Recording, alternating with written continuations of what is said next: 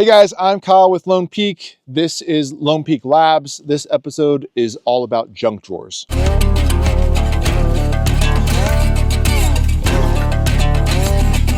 right guys, we're on the way back from Overland Expo West, and we've been testing out a new drawer system in the back of my truck. This is our new 22 Raptor that we've been building out. Pretty sweet truck. Up here, just above the Bonneville Salt Flats. If you guys remember my old red truck, I had a truck vault drawer system built into it. It basically had two benches on either side, and it was an amazing system. They're an amazing company. What we're doing with junk drawers is we're building a drawer system specific for the use of having a camper on your vehicle. So this video, I'm going to walk you through some of the features, and the goal of this video is that I want your feedback.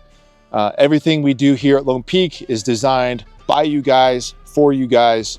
I'm kind of putting my best effort out there based on the feedback we've gotten so far, but I really want your guys' thoughts. So there's a link below to a survey. It'll take you like 2 minutes to fill out, but that really shapes the future of what we develop. Let's get into it.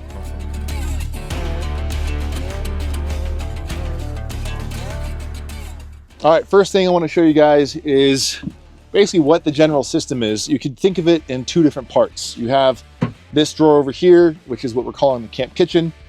And then you have this over here, which is a bed deck. And the purpose of this, I have some changes that I already want to make, but the goal is that you have room to actually get inside of your camper.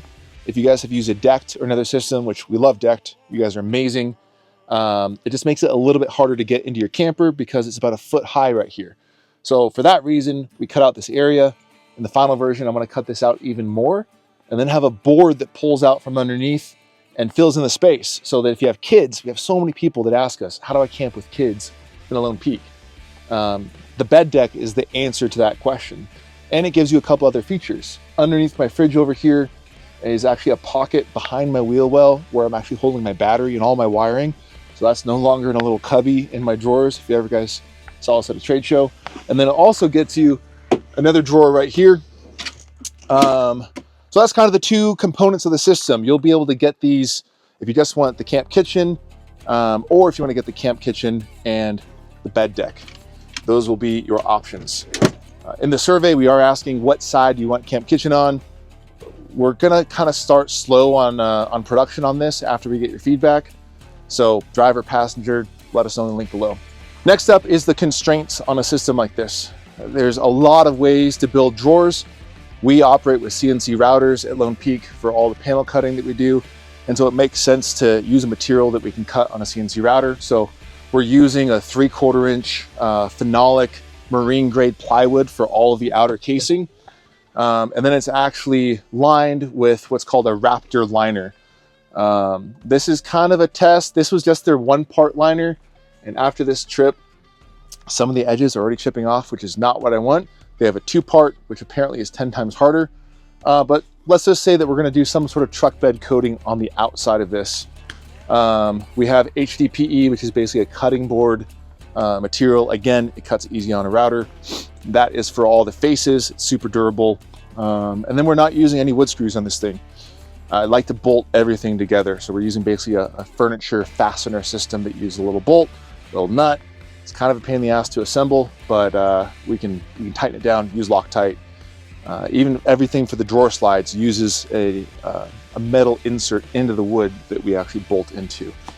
I won't get into thermal expansion of materials and all that, but we learned something about that with our acrylic windows. You also have to think about that with your wood that you use to make sure that the bolts don't loosen and tighten too much when the temperature changes. Am I boring you guys? I hope this is helpful. So let's actually get into, I'm trying to like pull back and let you guys know the thinking behind this. Let me just get into it. So we have a lower drawer here, and these are called junk drawers because this is my level of organization. I have dividers in these, but really I throw like things together in a drawer, and that's kind of how I'm organized. My production manager hates that. But anyway, this goes to the bottom part of your wheel well.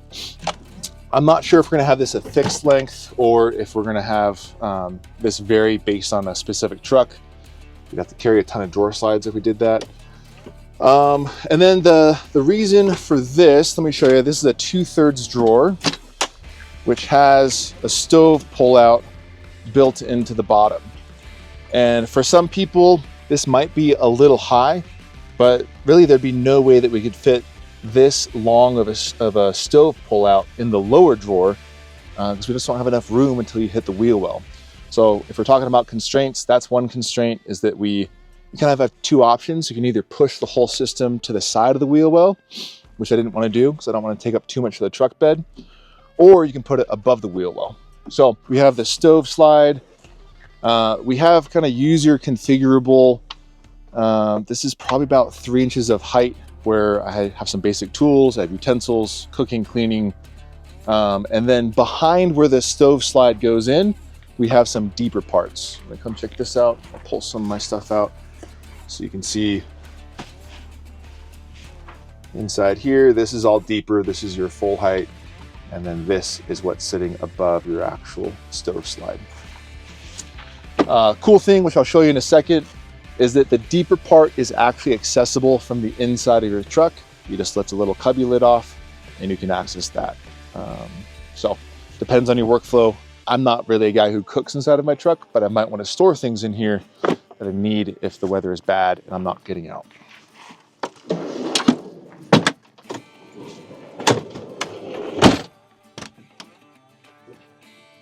All right, here's the cubby that I was referring to, that you can get to the stuff inside of your drawers. One question we have about this is a real basic lid. It's really easy to get off. Other manufacturers have an actual latch on this that you push on. I don't know if I would like it. These stayed in here, as long as they were actually in place, they stayed in here fine and they didn't fall out when we were wrapping it around. So give us your feedback on if you want latches on that. Cost more, be more complicated. One of my favorite parts of all this is this cubby here. I don't know if we're camping up here tonight, but you guys got to see how much gear we can fit behind a wheel well.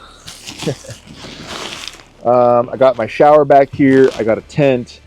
I have so much stuff back here. It's a huge cube. I had a 10-pound propane tank.